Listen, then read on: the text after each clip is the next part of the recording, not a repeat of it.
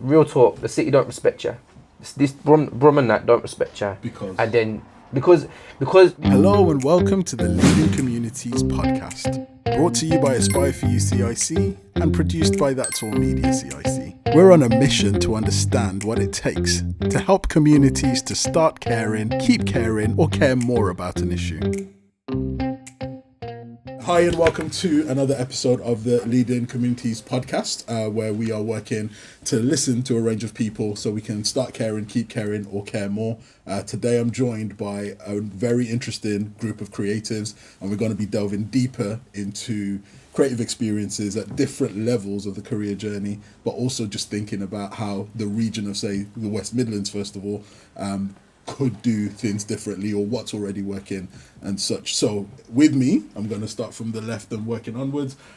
Dominic, do you want to say? I'm Dominic Thompson. I am a freelance actor, an actor by trade, and also a producer of theatre, mostly little bits of film as well. And then I'm also a producer for Stanscaf. I'm Lana. I still do drama. I study drama. I study a bit of psychology as well. About 22 years of age, so I'm still going down the creative path, see how it goes. I'm Hayley. I'm a writer and director and producer from the West Midlands. I am now working for the West Midlands Combined Authority as the Head of Culture and Creative Industries and Digital Roadmap. So that means that I'm working hard to connect real life experiences of creatives in the West Midlands with people who are making decisions about what we should be doing to support that. But I think it's important to say that I'm still a creative and I'm still doing work and making work and trying to, answer the important questions about the world through art. Because there's no better way to do stuff, right? So let's lead with you being a creative, and this is for all three of you. So I would like you to think about, at the age of 18, how would you rate your feeling about the creative industries and rate your comfort level at the age of 18, and then do the same for today. Yeah. So how did you feel? What was your feeling about the creative industry, and what was that comfort level you were there between 18 and now? We'll start maybe with you, Dominic. Yeah, so feeling wise, do you know what? I probably felt like really deep in it. I probably felt like I was comfy. I knew absolutely nothing, definitely knew nothing about the industry, about where it was. I knew that it was something that I wanted to do. Where were you and what were you doing then? So 18, I was just coming out of Halzone College. So and I might have just, if my memory serves me correctly, I might have just got an offer to go to Bath. So I knew I was on this journey, but I knew nothing about what really goes on in the industry, where's where and what's what. Seen things on TV, seen little bits of theatre, but very ignorant in terms of, but I probably felt quite confident in my ability at that time, maybe arrogance of oh yeah, I can do this, I'm gonna do this. But compared to today, it's probably if I comparatively compare it, I probably felt like a 10, but it was more like probably a 1 realistically. Wow. Today I feel a lot more comfier, and I feel like I'm able to go into rooms that probably felt very inferior before. I can be yo, this is what I am, this is who I am as well, and having that confidence to be, I'm a creative, this is what I'm like, I've got this, let's hear what you've got to say about it more. What was not quite gelling in the rooms that you're talking about? Before? Yeah. Getting in them, being real, it's really hard. Probably took a back door everywhere. Most front doors just get slammed in your face. You know what they need at the time or whatever. And then you find you can build a relationship with someone, and then all of a sudden they're and you get passed around, and finally you get into certain spaces. And you can go into these luxury offices and have these conversations with people. You've realised it's more about networking rather than actual skills, which can be frustrating at times. Definitely. So Lana, tell us, 18 versus now, how did you feel about the creative industries, and how would you rate that experiences at 18, but also how comfortable were you at the 18 versus now? I feel what Dom said about thinking you're a 10, but actually you're a 1. I wanted to be a superstar. I didn't know much about the industry at all. I like acting, I was passionate about drama, I loved the stage, and I thought the degree that I was doing, or the creative path that I was going down, was definitely just to be on stage. Now, these days, these years, I'm realising now that there's much more to do with the creative degree, or just creatively anyway. If you're passionate about acting, you could go into acting methods. You could use that therapeutically. If you are passionate about, I don't know, a performance, you could take that into the community and get other people to come out and out their shells and use that as well. Comfortability, yeah, like I said, I'd say a 10, but actually I'd say a 1 because I did not know anything at all. And I was really stubborn about being on stage. After the years, I've realised now there's other ways around it. So how many years ago was that? And then where are we at now? How many years ago? I'm 22 now, so we're looking at about 18, 19, 20, 21, So 20. 4 years, yeah? 4 years, yeah. So how do you feel today, 4 years in? Much more. I know much more. I know much more what you need to do to get into certain rooms, the rules, what stuff to follow, what to say, kinda, I guess. And also more opportunities within the creative industry anyway. Because some people, especially at 18, fresh into it, I was only, 1 or 2 years into the creative industry then? You only think of the stage. You don't think of anything else. After years now, I've realised there's much more to do. Okay, so we're gonna deep, because both of you have got a really interesting story about, for me, the work behind the work, which we're gonna come into. Hayley, from your experience. So I'm a bit older, I've got to dig a bit deeper to find where I was at when I was 18. I do think they set you up for the whole I ageism know, yeah, thing, but thanks. I thought, no, come on. That's okay. I'll be really honest. When I was 18, I had a lot of energy and I wanted to be something different to where my start in life had given me. So I think I was very unclear about what the direction was that I could take. I just knew I had to change things. Can you tell us a bit about that growing up, where you grew up and what that picture is? Because I think that's underrated. Yeah. You know, what decade were we in? 18? Because what you from a behavioural psychology perspective, you're now diving into the why. Yeah. And I think sometimes we don't spend enough time on there. Yeah. So just give us that picture so we understand how visceral it was. So I was at school in the 90s. I was at school in the 90s and I went to a local comprehensive school in Kingswinford called Summerhill. And I was always doing things like singing and dancing and stuff and acting when I was at school and loved it. But I was also pretty good at English. And there was no real consideration or thought or encouragement to think about creative industries as a career. It was always, you're good at English, you should study English, maybe you should think about being a teacher. Basically, that was the limit of So you were creative, but nobody was even talking about creative industries? Oh, no, definitely not. Not at that point. So I just was naturally creative. I wanted to be doing creative stuff, but also there wasn't a huge amount of things that you could do. It's not like it is now where you can go to like a drama class on a Saturday morning or you can go to a choir or whatever. There wasn't the same kind of infrastructure to support that. So how did you feel about the creative industry back then? Well, it was just something that was on the telly. It was a million miles away. You know, it was like, it looked great, it looked glamorous and exciting, but it didn't happen where I lived. And so, you know, the energy I had and the direction I had back then was to try and get to that and try and find my way there. But I had no idea I was going to do it at 18, absolutely no idea.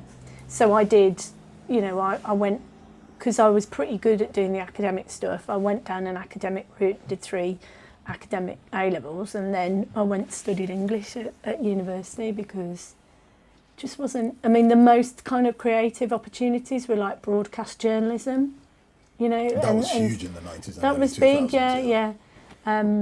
So yeah, I wouldn't have thought, I definitely wouldn't have, I can't answer a question about feeling comfortable because it just wasn't there. It wasn't there. And then today?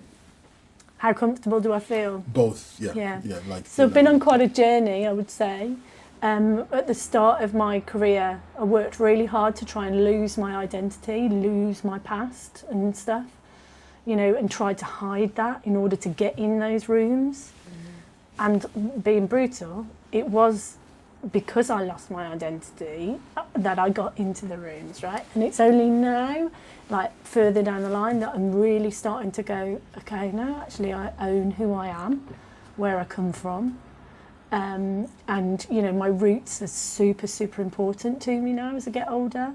And you know, using the value of my experience in my writing and in my work has been the thing that has been transformational for me, I think. So I'm much more comfortable in the creative industries now, much more. But I can see real, you know, legacy of the disparity between the amount of opportunity out there. And so actually we've got significant work to still do to try and shift that. A few things that kind of were mentioned there that are quite important, and I think that they sit under the theme of having to leave in order for something to occur. But I want to start with that whole sense of identity, because I think that might sit in what everyone's talking about. What's everyone's experience of having to be slightly different in order to feel more accepted in your field? Is that still going on for you, or was that a thing and then you shed it?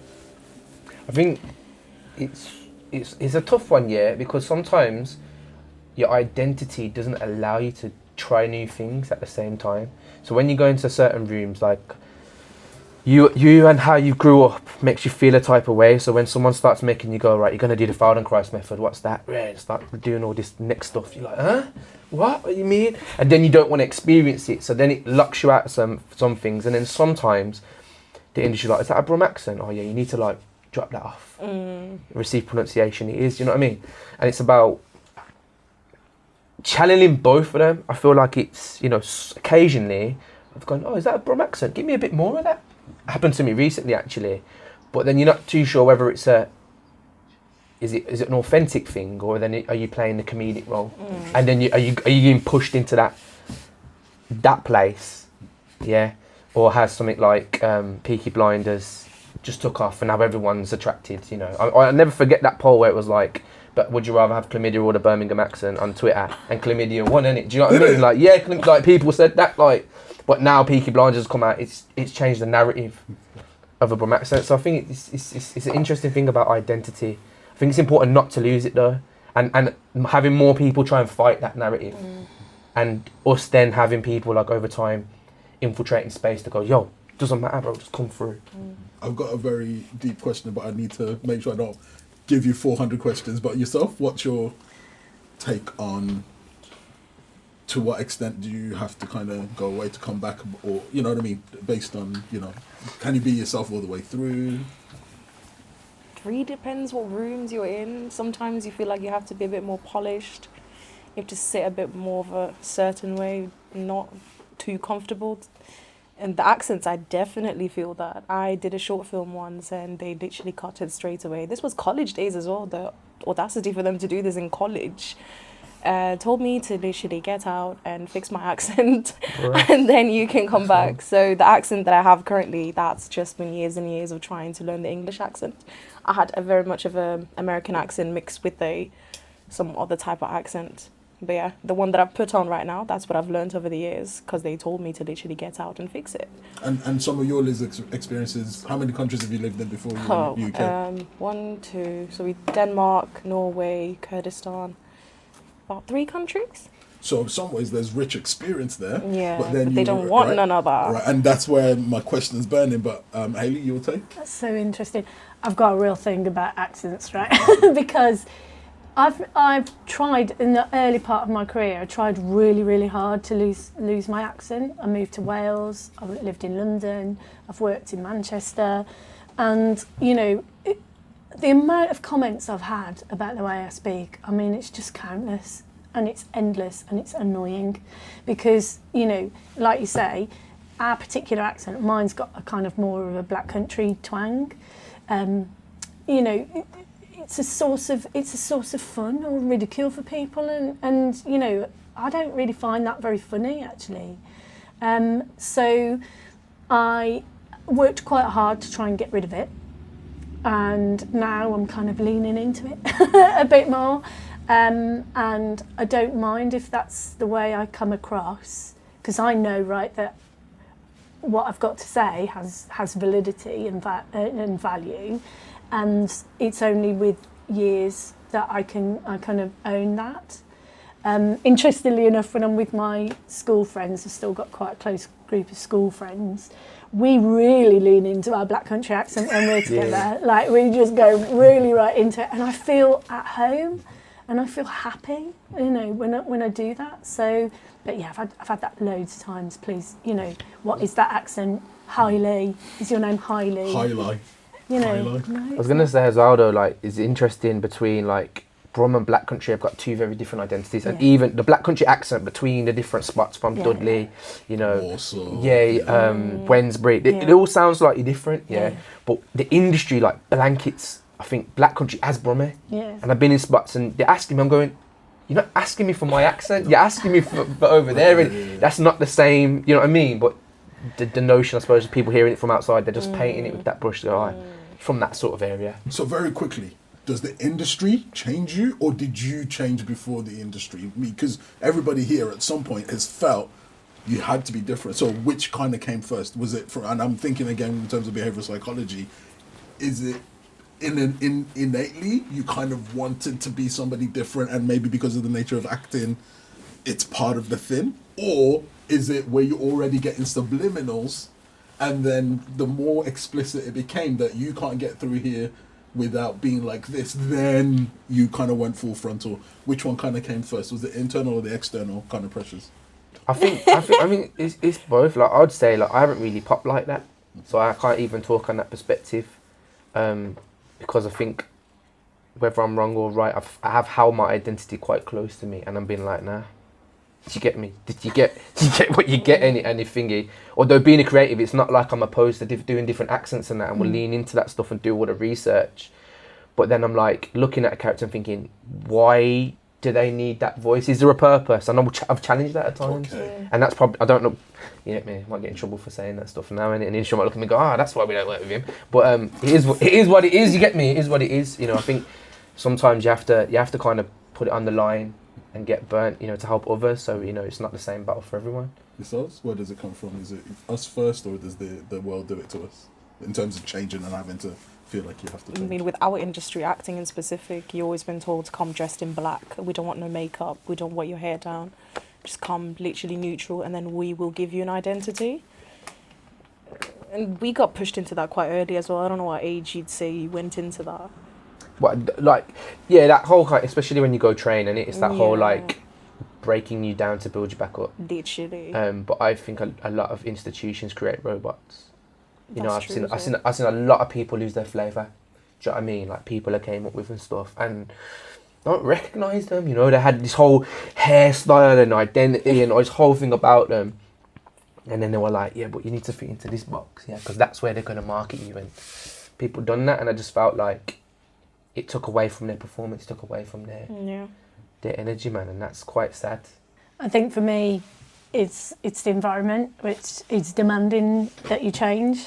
And when I was younger, you know, came up against that time and time again, right? You've got to be, like you say, you've got to be this sort of way in order to thrive in this industry. As you get older, I think that you want to take a bit more control of your own creativity and the stories that you want to tell and the way in which you want to tell them to the world. And the value in that is your own lens and your own perspective on it. So, you know, then you can, there's a difference in the creative industry that you try and step into and say, I'm here to serve it. And the creative industry that you want to try and make change in and create work in and say, this is who I am and this is the way I want to answer questions around the world. That's a hard path to try and go down, but it's one I'm personally really invested in supporting our region's creatives to try and do that, because of all the things that we've been talking about, right? Because it's a bit boring that people think that, you know, in the West Midlands we don't you know, think we don't sing about our talent. You know, actually we've got amazing talent, we've got amazing ways of telling our story, and so I want to support artists to do that now, because, you know, how else are we going to make sure that we've got authentic representation of our region's stories unless we take control of doing that ourselves? And in what you said, there's something that's powerful for me, and I think it's going to sit with me for some of today. Are we here to serve an industry or change an industry? Because I think the mindset is very different. Yeah. And I think you almost have to be very clear then about what you're trying to get yourself into, which I think you've helped me articulate something I'm always trying to say to people. A lot of times people will be like, "Kit, I just need a job." And I'm like, you can't work for me, because I need people that kind of are ready for the dark days, right? Because Tesco, I can not turn up because it's just a job. I'm not running anything like a Tesco. Nobody's giving anything to me. Every single day, we've got to be ready for who can do another hour and a half versus not. And I think you've helped me articulate to be like, are you here to serve an industry, meaning work in Tesco, shut your mouth and get on with it? Or are you here to help change an industry, which means this is your calling? Like, this is like, if nobody even paid me, I'd probably be doing this anyway. And I think they're very different behaviors. And if you're in a, right or wrong, if you're in a situation where you just need the money, you got to be careful about what that will do. Because if you're just here to, then you're more likely to be here to serve it. So of course they're going to tell you what to think, how to think. And, But then if you're a bit like, well, actually, I've already got a bigger picture. I know the industry, I've got a bigger picture. You're probably willing to wait longer to win. Willing to wait longer before you eat. You know what I mean? And that's a very interesting kind of, I would say, almost like a little checklist that I'd probably start asking people, which is, are you here to serve or to change? Because there's room for all of you, but certain people's ships is a changing ship.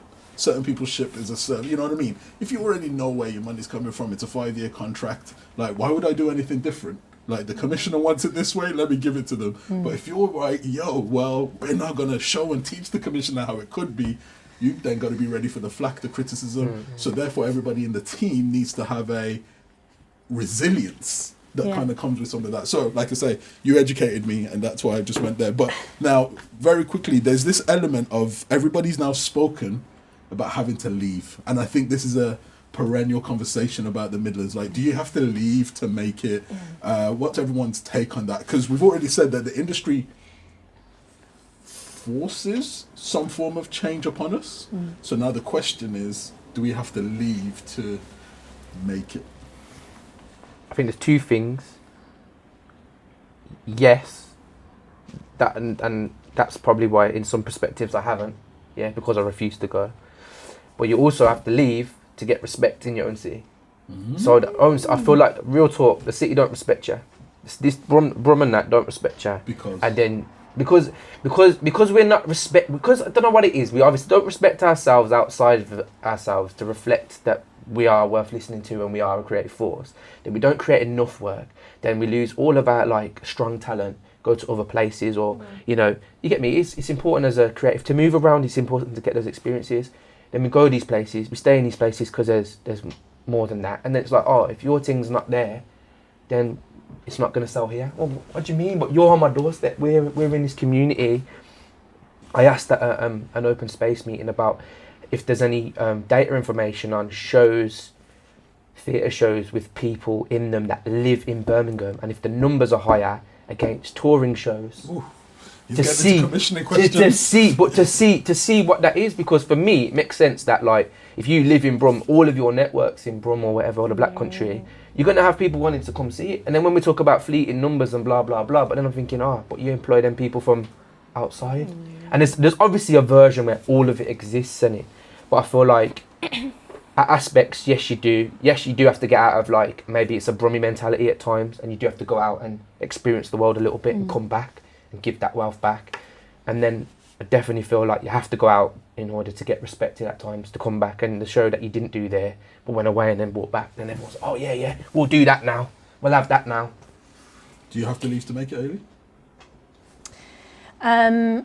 I hope not going forward, but I think that to date we possibly I can't speak as an actor because I'm not an actor. But you write the scripts that the actors. And where my script writing work has taken flight has been through the West Midlands. Okay. So that's important to say. Some of the opportunities, some of the most exciting opportunities have been, it was Birmingham Rep that really unlocked a door for me. So that's really important. I think there is a mentality that you know, to prove that you can exist in creative industries, you've got to leave and demonstrate that, and then, you know, if you come back or you don't come back. I was working in Manchester last year, came back, you know, lots of people are like, why have you worked in Manchester? And the bottom line is because the opportunity there was unbelievable for that piece of learning. So I was like, that's what I'm after. I'm after the opportunity with the purpose and the value that I want. Now, the ideal world is that opportunity with the purpose and value I want is next to my home. But we've got some way to go on that. Definitely. But hopefully, you know, we're working on it. I don't know. But, you know, we that's where we want to get to. I don't know what your experience is. I think it's developing. The reason that we go to London in the first place is because we don't have these opportunities here, or they don't want us. Yes, we can stand up and say, let's make these opportunities, but is it that easy? Let's be realistic. Or is it easier to buy a ticket to London and then try it out there? But then at the same time, I do hear what you're saying about your network is here. You've been here your whole life. Somebody who taught you, somebody who might do screen. You're in Birmingham, for example, you're here, you're in Dudley.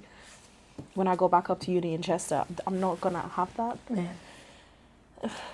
I don't know. It's a difficult one, to be fair. I think it's about we're a bit slow on infrastructure. I think when you look at it, and it also affects the culture then, particularly when you like comparatively compare like theatres in London and you compare like theatres in Brum. Other than like your major ones, what little ones have we got? What are all the little ones, and what are we putting in there? And if you go into a lot of them, a lot of the shows they put on are going to be like profit share. Or, do you know what I mean? We don't have that kind of funding to have this infrastructure, and then we go, well, why aren't all these demographics coming to see shows and this, that? Because it's not in our nature. Can you guys help define what infrastructure means to you, and then what opportunity needs to look like? What does infrastructure mean, and then what needs to come for it to feel like, yeah, there's an opportunity here?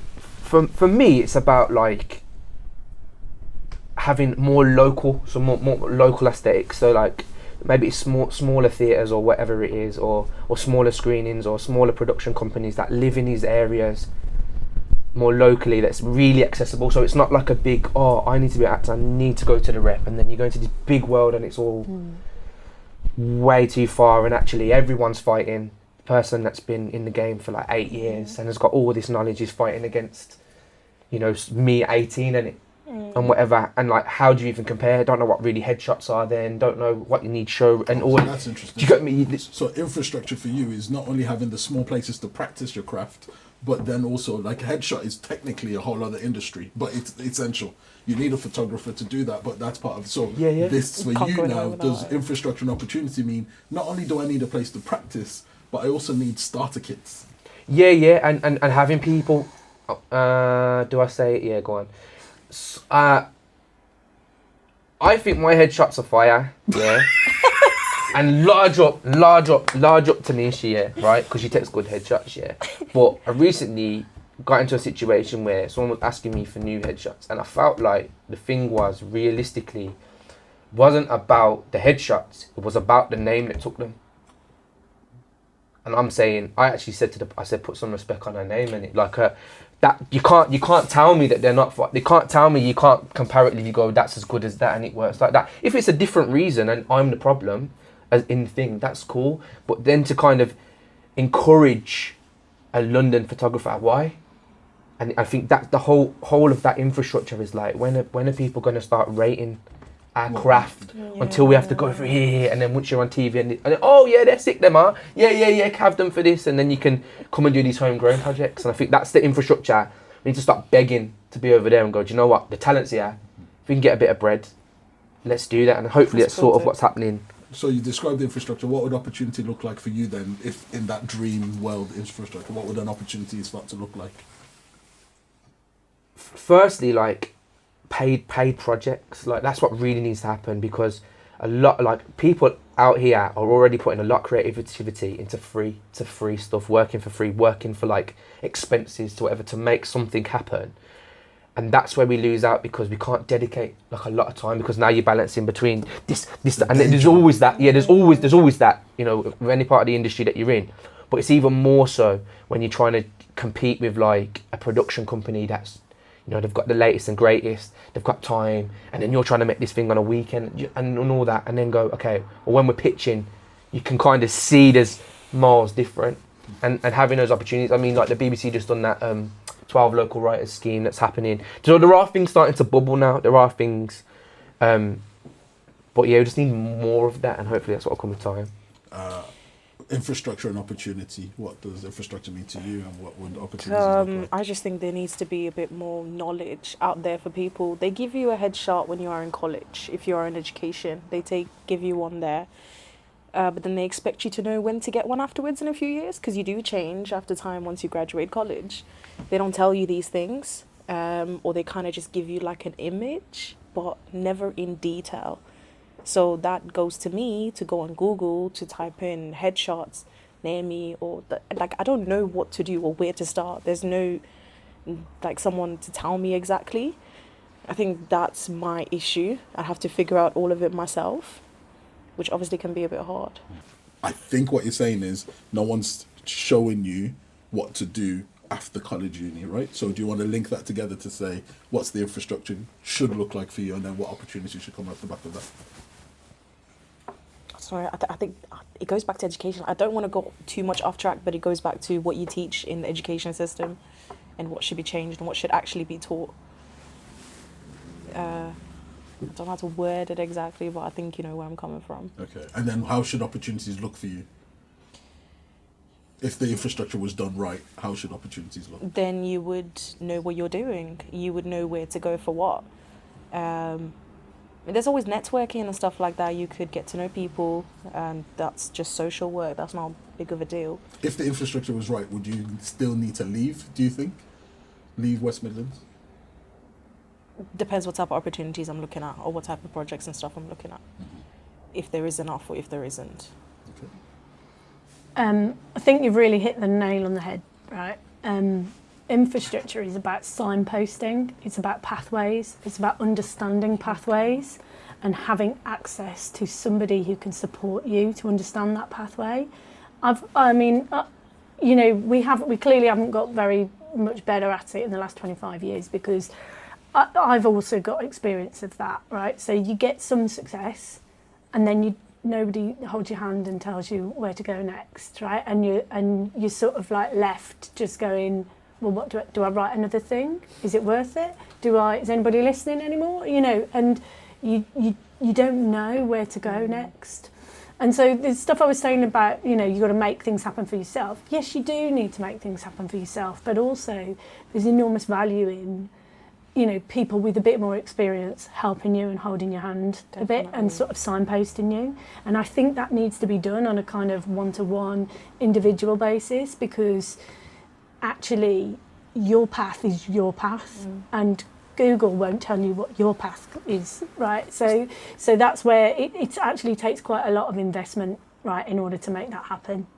And being really frank about creative industry, it's really hard to make a full-time living in the creative industries, and people sort of don't get that at first. They think that they're going to get a job and it's going to be able to pay everything. It's probably not. That's not the way the system is. It's very volatile, freelance-based work. Feast and famine. Feast and famine, yeah. And so you have to get comfortable with that, and you have to sort of have a bit of a backup as well. But also, as young people coming into that industry, you need to have some frank conversations and go, this is the reality of it. So you're either on board or probably, you would be better thinking about something else. But if you're up for that, then let's go, you know, let's find a way. But I think the infrastructure at the moment in the West Midlands, you know, we've got a real challenge around producers. We don't have enough people that are producing work and can be winning work for the region. Can you quickly define a producer? Yeah. And why they're infrastructurally crucial? Well, you know, a producer across all creative industries is somebody who can create and finance a project, right? Not them with their own pockets, but can pull together the financing for that. So it's either they sell the project to a commissioner, they talk to people who might fund that, they might write the Arts Council applications, loads of different ways of doing it. They might set up a crowdfunding page in order to fund that project. That person is a producer, they're a person who creates a project. And just to help others outside of creatives, we'd sometimes call that a project manager. Yeah. Sometimes we might call that a certain type of executive, you Yeah. know, project executive. Yeah. And I think that's important because I think some people hear producer and they just see it as like, well, I saw Steven Spielberg be a producer, so Yeah, that yeah. must be what it is. But you're kind of part of the brains of the machine. Oh, definitely. So- Yeah, you definitely are. And you know, we don't have enough of those people who are making that sort of, you know, making those opportunities for others. And, you know, we need to invest in training more people to be that person as well. I'm personally really interested in trying to do that because we get that right, we'll start winning business for the West Midlands, winning opportunity into the region, and that what follows then is that there are the jobs for the creatives to stay here. What follows then is that, you know, there's no need to go out the region because you've got the opportunity here and you've got the next job and you've got the next job lined up. We don't have that yet. But, you know, and I think there's a point about collaboration as well in here that I want to say, and it's quite frank. You know, historically, I don't know if it's this region or if it's every region or if it's the nature of creativity and artists egos, right? Inside a rehearsal room, collaboration is key, right? That's how you devise and create work. But actually, project-based collaboration or systemic collaboration where organisations partner with other organisations, we can be much better at that than we currently are. So, and in order to make a big systemic change across the West Midlands, we're going to have to all go, we've all got to pull in the same direction in order, and I think the direction is, putting it bluntly, let's make a decision to start being proud of where we're from and the work we do, and that the things that we make is as good as anywhere else. And at the minute we start being proud of that and own that, we'll get that collective sense of pride of place, and I think we'll start to see things open up a bit more. But we've got to get that right as well. Yeah, that's very interesting because you spoke about a few things on several levels. So you're saying, because you could look at it as push and pull factors, but you're saying fundamentally, if you're not proud of what you're producing, that has a big factor on the PR, the attractiveness. But then we also need high quality producer workforce. Yeah, I think so. Because the producers end up helping the infrastructure that you guys are speaking about.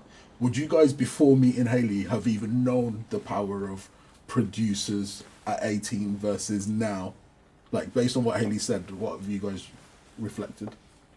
I do know because I do produce, but like I feel from that is about thinking about it as on the global, like from actually I'm always thinking of the work's got to compete globally, but actually we need to think about producing and drawing the funds and that kind of same dynamic. So then actually, why are we not pitching for that spot in America? Do you know what I mean? And taking that piece of money and then creating it locally, which is sort of probably what's going to happen with Diglock and what's going on there. But having that network, yeah, is definitely something to take from that, from a producing perspective. Based on what Hayley said, do you feel you knew the power of production or how important producers could have been?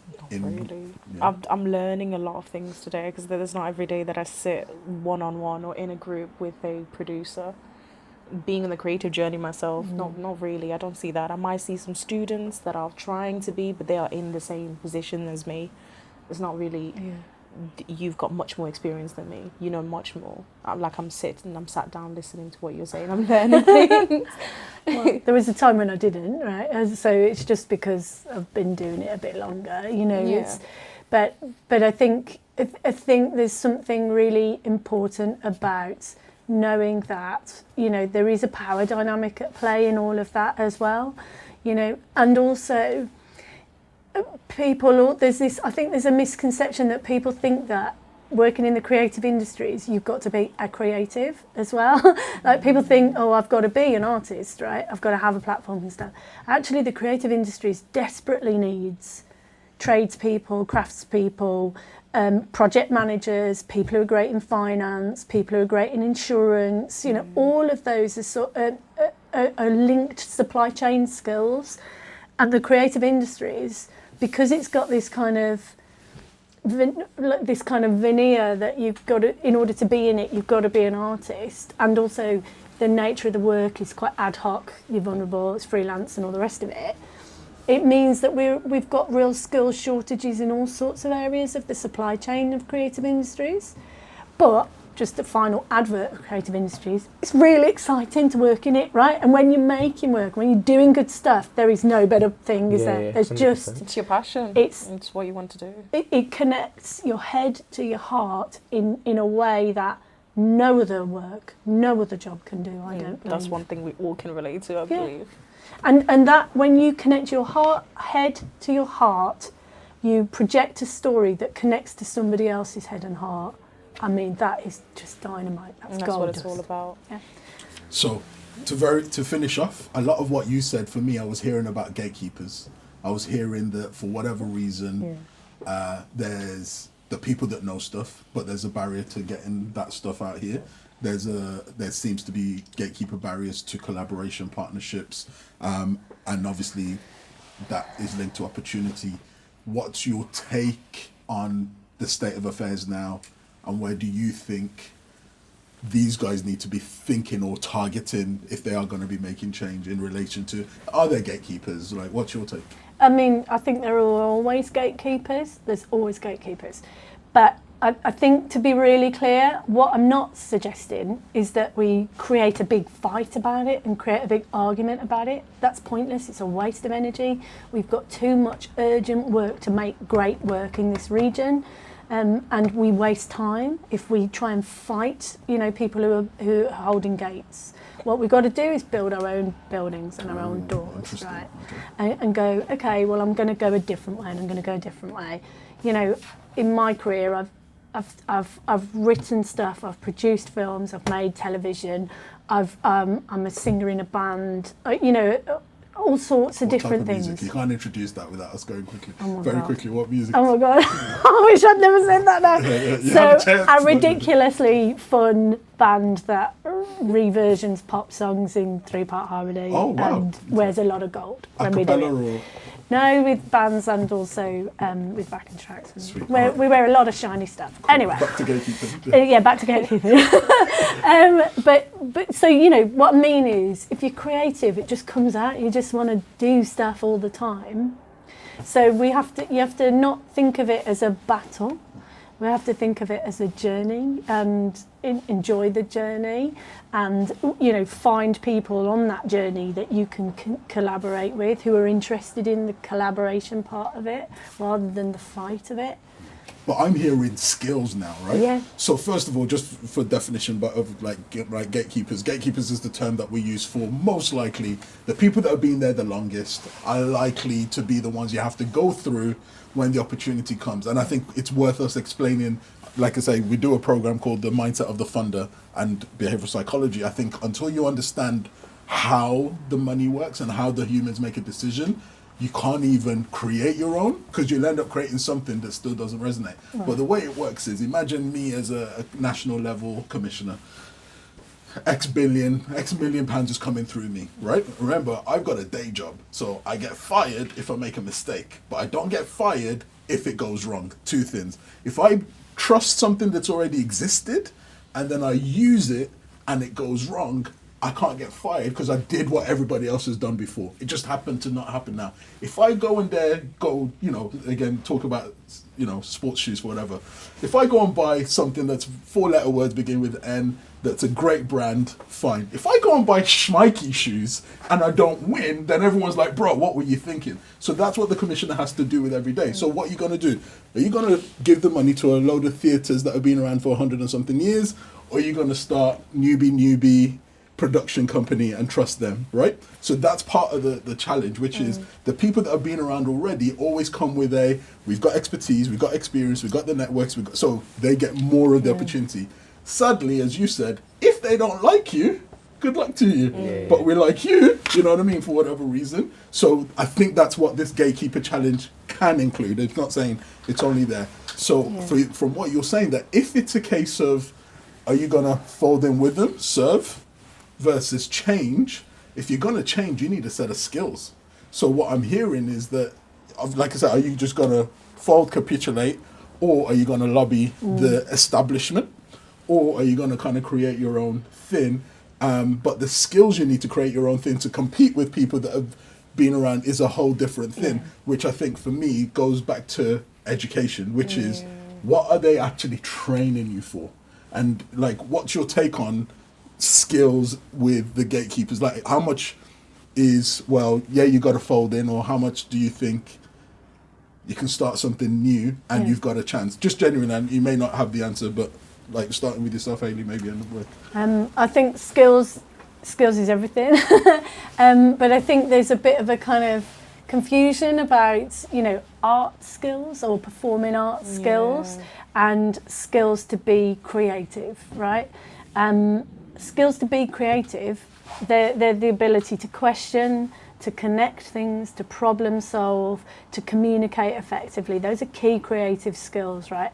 Everybody in every industry could do better if they've got those skills nailed, right? So there's that part of it. But then I think what you said about understanding how the money flows is really interesting as well, because, you know, that's not going to hurt anybody from getting a bit educated about that you're going to be armed with an understanding of how to make things speak to the audience that you need it to speak to, if you understand what's in the mindset of the funder or the commissioner and stuff. So I think that's a really valuable thing to try and learn at some point.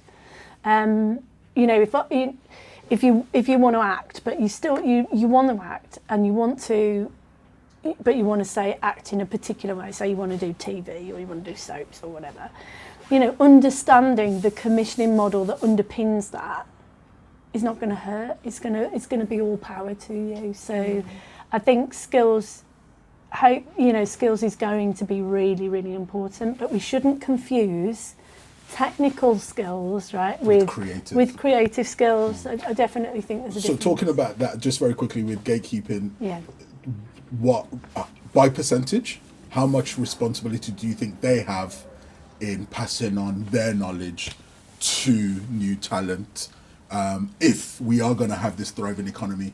Because a consolidation of knowledge is arguably contradictory to whatever is going to create an abundance. So from your view, how much is this also about them bringing their knowledge up? I think it's really important that people who are further along in their journey take on some of the responsibility of opening the pathways for people coming through.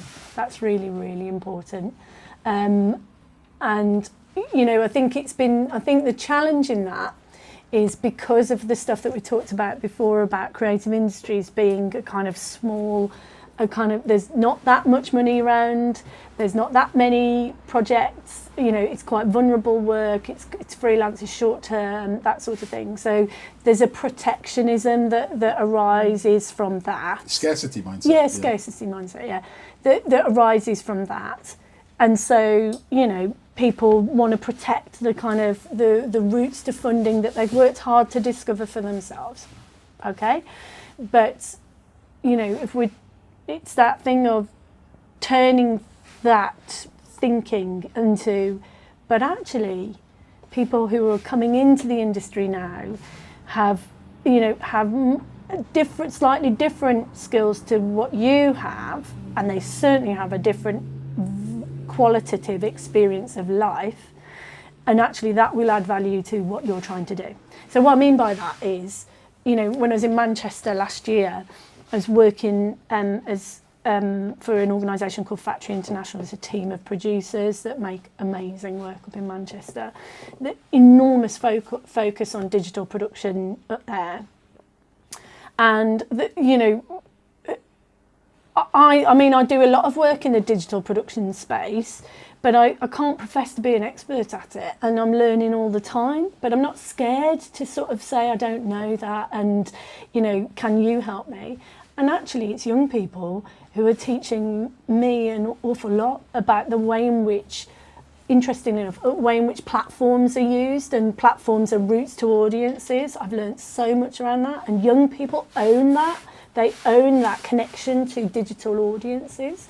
And I think that, you know, lots of people who are further on in their journey would do very well to listen to what young people are saying, or to the young people who have really nailed that, creating work for specific audiences, because there's real value in that.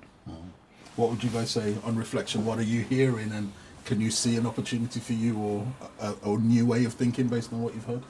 Yeah, defo can see new ways of thinking. I think the whole thing, if paths do open, I think it's interesting, like, because the whole way TV works is actually changing anyway, like, because they're not even getting the viewers anymore, and actually digital's taking over. And I think that's what I'd just like to see more from the industry, is more risk in just like, we can't do that, and then we're trying our sort of old formula with this new method, but you could just open the door and let someone fresh in, and things could really kind of twist the way it is.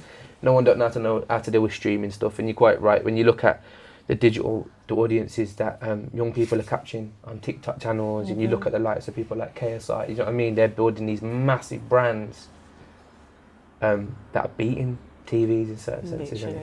And for yourself, any takeaways? I don't know what to add on. I'd say I just very much agree, and I hear what you guys are saying. And that pathway definitely needs to be there. That's literally what I'm fighting for, what I want. Someone like you coming down, communicating with someone like us, just creating that path, and there'll be no questions. You'd just be a bit more straightforward. I think for me, the big takeaway is definitely, as I think the guys have said, it's always powerful. Today's a Saturday. It's very rare. I think I said in some of our time doing this, you're one of only two people from, you know, your industry or your background, organization that's ever even done this on a Saturday kind of thing. Everything else is always inside work hours, where you got to work, you got to study, and all of that. So that's part of the story here, that leaving the office, listening and learning. And I'm sure you've taken a few things away from absolutely. Yeah. You know, and we need to do more of this. You know, definitely. We need to have more conversations, and actually some of those, you know, I'm really up for difficult conversations. I'm up for that, because I want to hear that what's changed, but also what hasn't changed. You know, so I think there's real value in that. I think difficult conversations are easier if you're going in with the attitude of, I'm here to serve. And I always say this to people, it's when it comes to like sales is only awkward when you're trying to impose something on someone. Yeah. But if you genuinely want to solve somebody's problems, all you can do is listen. And if you're hearing something you don't want to hear, it's part of that kind of journey, because really they're giving you the answer. Fix that and you got me. Like, the power of saying nothing is easier than it's ever been, right? But yeah, huge thanks for you for being here. For me, the real thing that got discussed with all of you is we need to maybe spend time understanding the industry we're in, because once we have a strong picture, a lot of your next steps are a little bit easier, right? Because you know why you're doing it and when you're doing it. But if you don't quite know, it can feel very, what they call spray and pray. Like, let me just do everything before I kind of catch something. But then you've also then spoken that actually, even inside any industry, there's an important cog. And it sounds like, to a certain extent, producers hold a value. So then there's a conversation of, is education preparing you to act or produce? You know what I mean? Because they're sequentially important. And again, it's like teaching me the alphabet, but not teaching me how a keyboard works. Because I'm not going to be writing all my life. I'm going to have to know how to type it into a computer. And I think that's how I look at the world. It's like, what are the Lego pieces for the bigger picture? Whereas sometimes people are just trying to sell you the Lego. And that's where I think I've kind of taken away from that. So huge thanks for everyone's time today. I'm hoping people that are listening are learning what it can look like for a professional commissioner to listen to the communities and people at different stages of their careers to feel, you know, like you're human after all.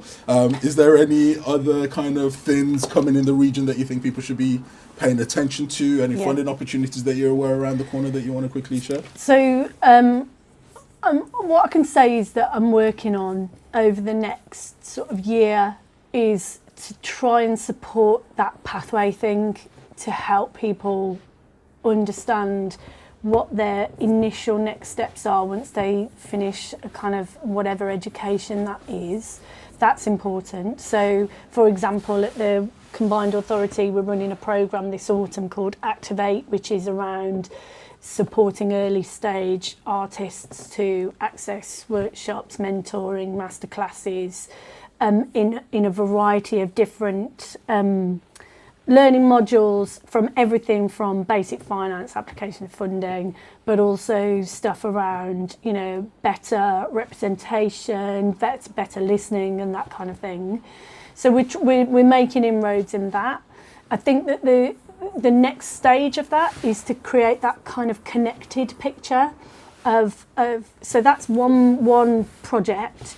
But then I also know that there's a big project called Create Growth Programme, which is slightly for cultural organisations, creative organisations further along in their journey, looking to see how they might evolve their models of operation so that they can change how money comes into their organisation and how money is spent in their organisation.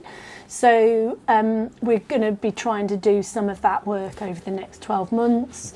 And then also, I think, given that there's a kind of convergence of audiences, convergence of platforms, and that digital is starting to really have impact in the way in which people express their creativity.